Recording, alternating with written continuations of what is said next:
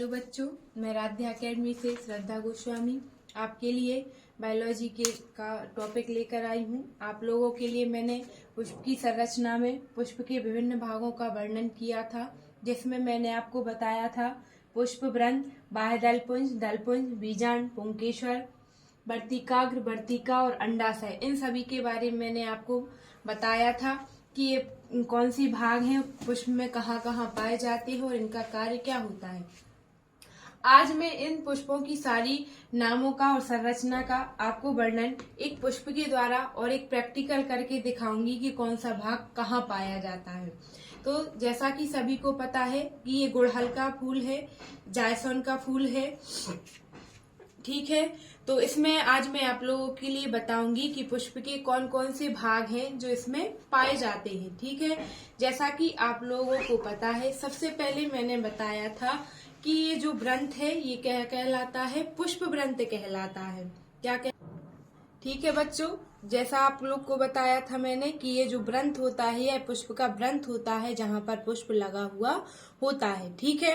फिर इसके बाद इसका ये फूला हुआ भाग होता है जो, वो क्या कहलाता है, वो उसका पुष्पासन कहलाता है। क्या कहलाता है? पुष्पासन कहलाता है, जिस पर पुष्प रखा हुआ होता है। उसके बाद मैंने कहा था यहाँ पर ये हरे कलर की जो भाग दिखाई देते हैं वो आपके बाह्य दलपुंज कहलाते हैं। ये बाह्य दलपुंज हैं जो मैं आपको निकाल के दिखा रही हूँ, ठीक है। तो ये जो बाह्य दलपुंज होते हैं ये क्या करते हैं, आप लोगों को मैंने बताया था कि ये कली अवस्था में पुष्प की सुरक्षा करते हैं, इसलिए मैं इनको क्या बोलती हूँ, बाह्य दलपुंज, मतलब बाहर से ये पुष्प की क्या करते हैं, सुरक्षा करते हैं, ठीक है। उसके बाद मैंने आप लोगों को बताया था कि ये जो पंखुड़ियां होती हैं ये पंखुड़ियां क्या कहलाती हैं, दलपुंज कहलाती हैं। इनका कार्य क्या होता है, परागण की क्रिया के लिए कीटों को अपनी ओर आकर्षित करना, ठीक है।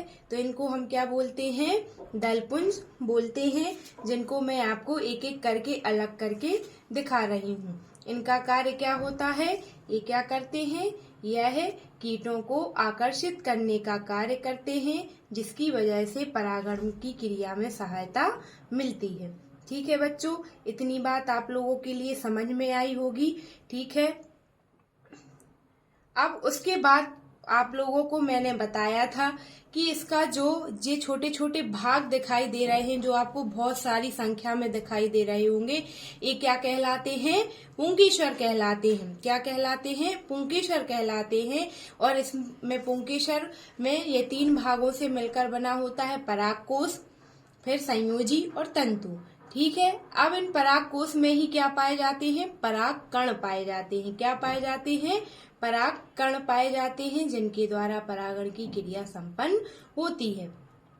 अब आप लोगों को बिल्कुल बीचों बीच दिखाई दे रहा होगा, एक क्या पाई जाती है, एक लंबी लाइन पाई जाती है, जिसको मैं निकाल कर दिखा रही हूँ। इसके आवरण को हटाकर ये 3 भाग आपको दिखाई दे रहे होंगे। ये भाग क्या कहलाते हैं, स्त्री केसर। स्त्री केसर में कौन कौन से भाग होते हैं आप लोगों को पता होना चाहिए, मैंने बताए थे, वर्तिकाग्र, वर्तिका और अंडाशय, ठीक है। ये तीनों भाग किस में पाए जाते हैं, ये तीनों भाग स्त्री केसर में पाए जाते हैं, जिसे हम जायांग बोलते हैं, ठीक है बच्चों। आप लोगों को समझ में आ रहा होगा कि ये जो पूरी लेयर होती है ये क्या कहलाती है, स्त्री केसर कहलाती है। और ये लास्ट में जो नीचे भाग पाया जाता है ये कहलाता है अंडाशय।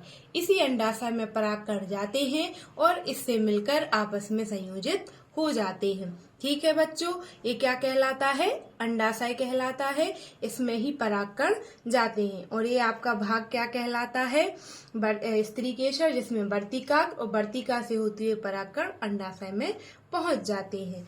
तो मुझे आप लोगों के लिए मैंने ये बताया है कि पुष्प के कौन कौन से भाग जो मैंने आपको बोर्ड पे दिखाए थे वो प्रैक्टिकल द्वारा समझाए हैं। आई होप, मुझे आशा है कि आप लोग को ये समझ में आ गए होंगे। तो अब इस वीडियो के लिए ज्यादा से ज्यादा लाइक करें, शेयर करें, और जो परेशानी हो वो आप हमें कमेंट्स में बता सकते हो। धन्यवाद।